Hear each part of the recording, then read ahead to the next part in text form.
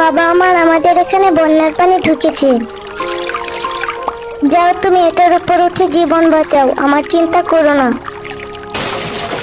মা, আমার খুব খিদে পেয়েছে, দেখি কেউ খাবার দেয় কিনা।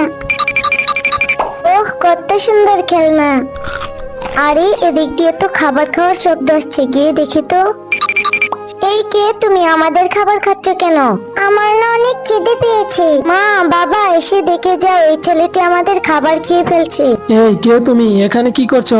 আঙ্কেল, বন্যার পানি এসে না আমাদের ঘর ভাসিয়ে নিয়ে গেছে। আমাকে একটি পাত্রে ভাসিয়ে দিয়ে আমার মাও না বন্যার পানিতে ডুবে গিয়েছে।